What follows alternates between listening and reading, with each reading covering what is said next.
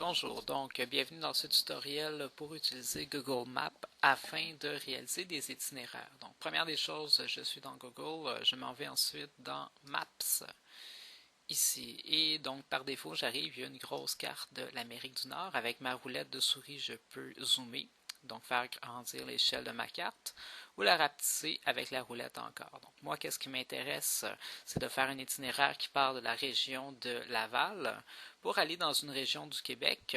Moi j'ai choisi la Gaspésie. La Gaspésie c'est qu'est-ce qu'il y a ici au bout de ma souris. Plus particulièrement en Gaspésie, je veux amener mes touristes dans le parc national de Forillon qu'on voit ici. Donc, mes touristes vont partir de Laval pour se rendre là.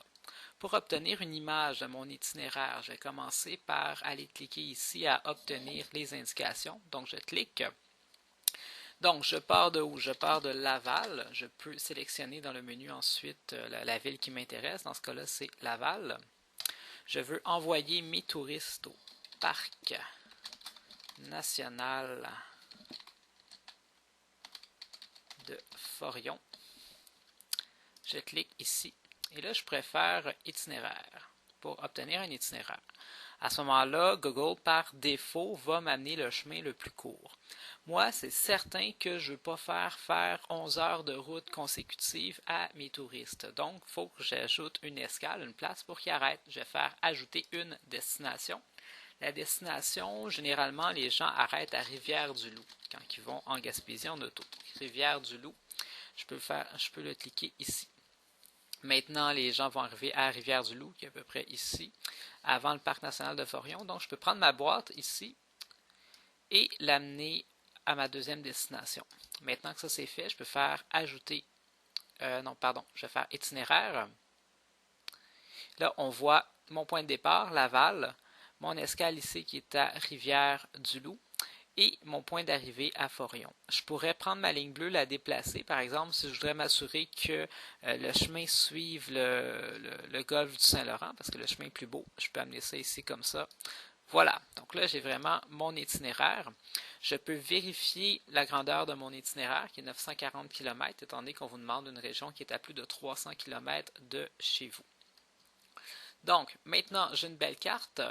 J'aimerais l'inclure dans mon document. Si je clique droit, il n'y a pas vraiment moyen de sauvegarder une carte dans Google. Donc, qu'est-ce qu'on va faire?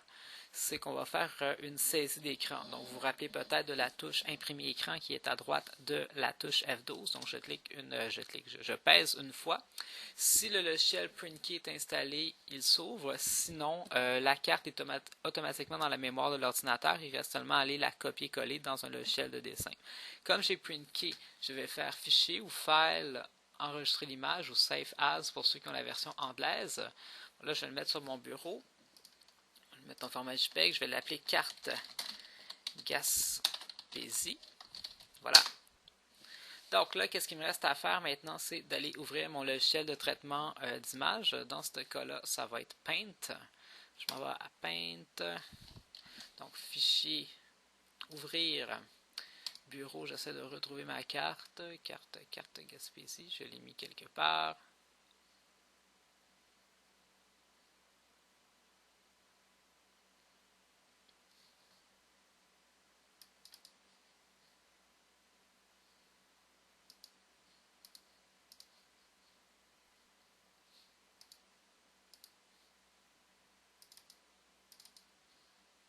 Ok, donc maintenant j'ai ma carte. Qu'est-ce qu'il me reste à faire maintenant, c'est de découper le bout qui m'intéresse.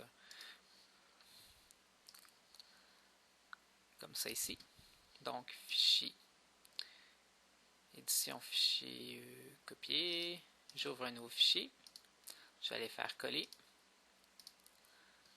Je vais ajuster la taille de mon image. Fichier, enregistrer sous.